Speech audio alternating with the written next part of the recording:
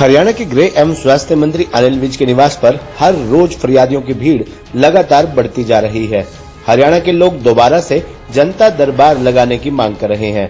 इस पर गृह मंत्री ने अपनी प्रतिक्रिया देते हुए कहा कि मुख्यमंत्री ने आदेश जारी कर दिए हैं कि सभी जिलों के एसपी व दूसरे विभागों के अधिकारी हर रोज 2 घंटे लोगों की समस्याएं सुनेंगे, तो लोगों को उनके पास जाना चाहिए समाधान के लिए। अगर समाधान ना हो तो फिर हम बैठे हैं समाधान करने के लिए।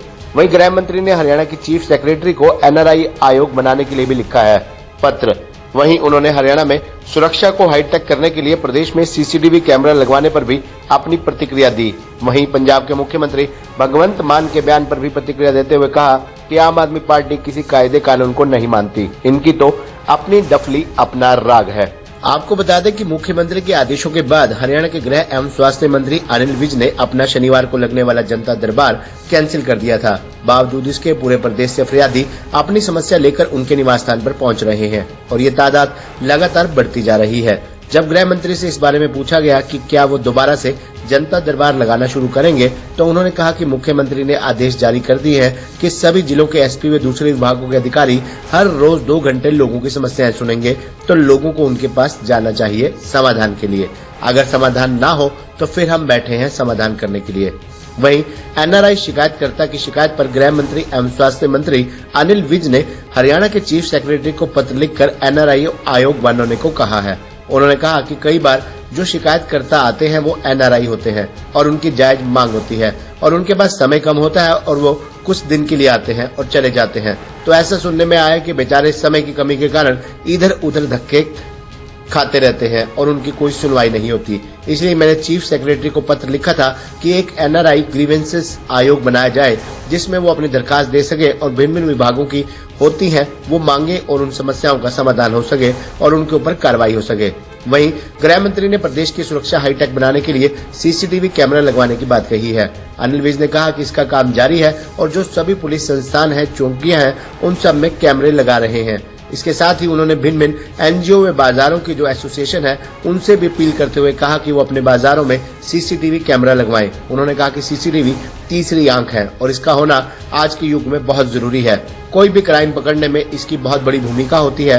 उन्होंने कहा कि सरकार की भी कोशिश है कि मैंने भी साफ कहा है कि जो सेंसिटिव पॉइंट है वहां पर कैमरा लगाएं, लेकिन संस्थाएं भी लगवाएं। उन्होंने कहा कि समाज को इसका बहुत लाभ होगा।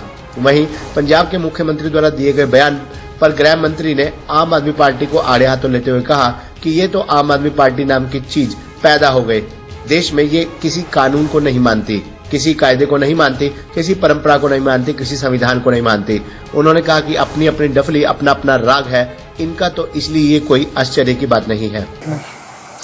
देखो, ऐसा है, मुख्यमंत्री जी ने आदेश जारी कर दिए सभी जिलों के एसपी और डीसीज को कि वो लोगों की समस्याएं सुने, तो लोगों को उनके पास जाना चाहिए, डीसी और एसपी के पास। और अगर समाधान ना हो तो फिर हम बैठे हैं, फिर हम सुनते हैं सबकी। अगर किसी का समाधान नहीं होता तो जो शिकायतकर्ता आते हैं कई बार वो एनआरआईज आते हैं और उनकी बड़ी जेन्युइन मांग होती है और उनके पास समय कम होता है, तो वो तो कुछ दिन के लिए आते हैं और चले जाते हैं। तो कई बार ऐसा सुनने में आया कि बेचारे समय की कमी के कारण इधर उधर धक्के खाते रहते हैं और उनकी कोई सुनवाई नहीं होती। इसलिए मैंने चीफ सेक्रेटरी को पत्र लिखा था कि एक एनआरआई ग्रीवेंसेस आयोग बनाया जाए जिसमें ताकि वो अपनी दरखास्तें दे सकें और भिन्न भिन्न विभागों की होती हैं वो मांगे, तो वो उनकी जो है समस्याओं का समाधान हो सके, तो उसके ऊपर कार्रवाई कर रही है सरकार। लगाने का काम लगातार जारी है। सभी जो पुलिस संस्थान है, चौकियां हैं, उन सब में हम कैमरा लगा रहे हैं और मेरा भिन्न भिन्न संस्थाओं से जो रेजिडेंस वेलफेयर एसोसिएशंस हैं और जो बाज़ारों की एसोसिएशंस हैं, मेरा उनसे भी रिक्वेस्ट है कि वो भी अपने अपने बाज़ारों में ये सीसीटीवी कैमरे लगाएं। ये जो तीसरी आंख है इसका होना अब आज के युग में बहुत ज़रूरी है। कोई भी क्राइम पकड़ने में इसकी बहुत बड़ी भूमिका होती है। सरकार भी कोशिश कर रही है कि सरकार भी लगाए, उसके लिए भी मैंने कहा है कि जो इन और एग्जिट और जो सेंसिटिव पॉइंट्स है वहाँ पर लगाएं, लेकिन संस्थाएं भी लगाएं। व्यापारिक संस्थाएं हैं वो अपने अपने बाजार में लगाएं। जहाँ और सामाजिक संस्थाएं हैं तो जहाँ जहाँ पर कोई भीड़ इकट्ठी होती है वो होता है, तो इसका बहुत लाभ होगा समाज को ओवरऑल बहुत लाभ होगा इसका। ये जो आप पार्टी नाम की चीज़ पैदा हो गई इस देश में, ये देश के किसी कानून को नहीं मानती, किसी कायदे को नहीं मानती, किसी परंपरा को नहीं मानती, किसी संविधान को नहीं मानती।